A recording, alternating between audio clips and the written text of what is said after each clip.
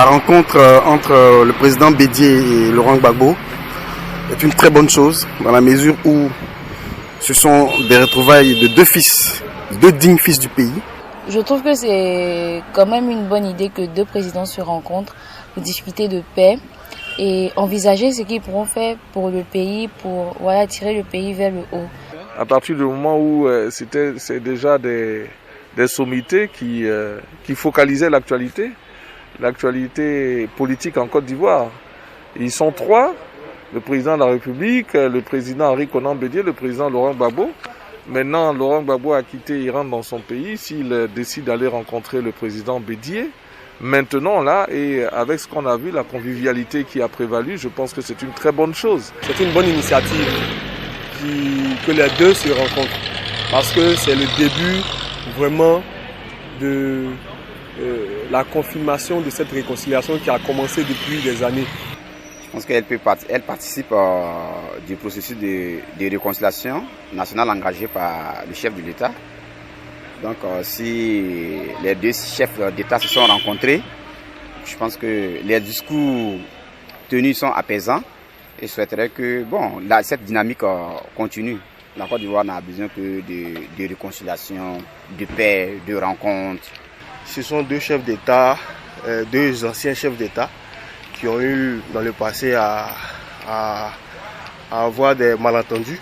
Si aujourd'hui ils sont ensemble pour parler de paix, pour parler de réconciliation, c'est déjà vraiment un très bon acte, moi à mon niveau. La rencontre qu'il y a eu entre les deux anciens présidents de ce pays, en tout cas moi personnellement d'abord, ça me va peut-être que c'est un signe de réconciliation. Ils ont dirigé tous les deux ce pays. Ils sont tous les deux natifs de ce pays. Voilà. Donc ils savent les problèmes de ce pays. Ils savent les problèmes de ce pays. La population même attendait ce geste-là de la part de l'ancien président Laurent Gbagbo depuis son retour. Pour qu'il y ait réconciliation vraie, inévitablement, il faut qu'on arrive à libérer ceux qui sont en prison. Parce que ceux qui ont des parents qui sont en prison sont attristés. Et si on arrivait à faire cela allait tendre vers cette réconciliation que nous attendons tous. C'est un grand événement et c'est un bon événement.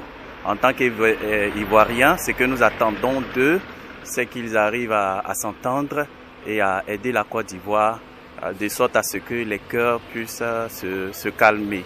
Parce qu'il y a eu plusieurs personnes au cours de la crise qui ont été frustrées, qui ont été offensées, qui ont perdu beaucoup de biens. Et il y a la haine encore dans les cœurs. Depuis 2019, non, depuis 1999, le président Bédié était au pouvoir, il a été victime d'un coup d'État. Le président Gueye, le général Gueye a pris le pouvoir, il a été victime d'un coup d'État.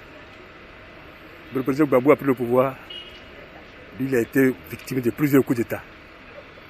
Ils ont vu tous les deux que c'est les deux seulement qui pouvaient réconcilier la Côte d'Ivoire. D'abord, du côté du président Bédié, il y a eu un coup qui s'est passé contre lui, ce qu'il n'a pas accepté. Ça fait un. Il a cette rancune-là, il avait cette rancune-là en cœur. Et l'autre côté, le président Laurent Gbagbo aussi a été affligé aussi par une autre rébellion. C'est aussi là où ça a gardé ça dans son cœur. Mais les deux aujourd'hui, ils ont tiré ça, ils sont allés au-delà d'eux-mêmes pour un seul objectif, le pays. Le pays. C'est pour le pays. Moi, je pense bien que c'est à cause du pays qu'ils ont fait cela. Donc, chacun garde pour lui dans son cœur. Mais à cause du pays et à cause de ceux qui le suivent, ils ont décidé à se rencontrer.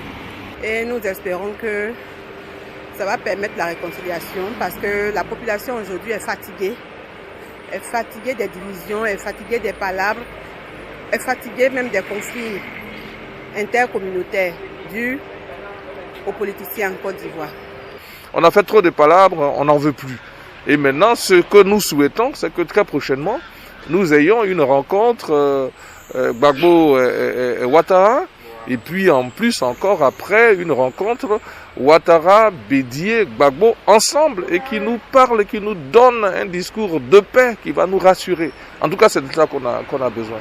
La rencontre, elle est encouragée, et que les propos et les discours de tous les hommes politiques qui vont suivre ces rencontres, il faut que ces discours soient apaisants. Parce que moi, j'estime qu'en Côte d'Ivoire, Personnellement, moi j'estime que les Ivoiriens n'ont pas de problème de cohésion en eux. Moi, c'est la classe politique que j'indexe. Pour moi, c'est les discours politiques qui ne sont pas apaisants. Mon vœu le plus ardent, c'est que ça ne se fasse pas à 2, mais que ça se fasse à 3. Parce que le président Alassane aussi, le président Ouattara, qui est notre président, on souhaiterait que ces trois-là se mettent ensemble pour pouvoir parler de paix, pour pouvoir véhiculer un message de paix. Forcément, ça va réjaillir sur la population. Parce que daigne de reconnaître ces trois entités, ces trois personnes-là ont un poids très énorme, en tout cas dans cette population ivoirienne.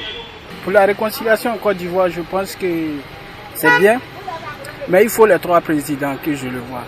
L'aîné que l'aimé Henri Konan Bédié peut encore donner la voix pour dire bon, on a nos jeunes frères, Alassane, qui est le président actuel, Alassane Ouattara, si nous pouvons aller vers lui aussi, pour que les trois se retrouvent.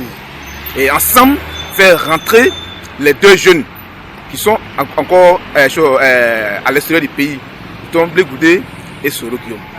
Après cela, les différents chefs militaires, puisque le président de Laurent Gbagbo a été acquitté, moi je pense bien que les autres qui sont en prison par rapport à la crise post-2010 doivent être libérés aussi.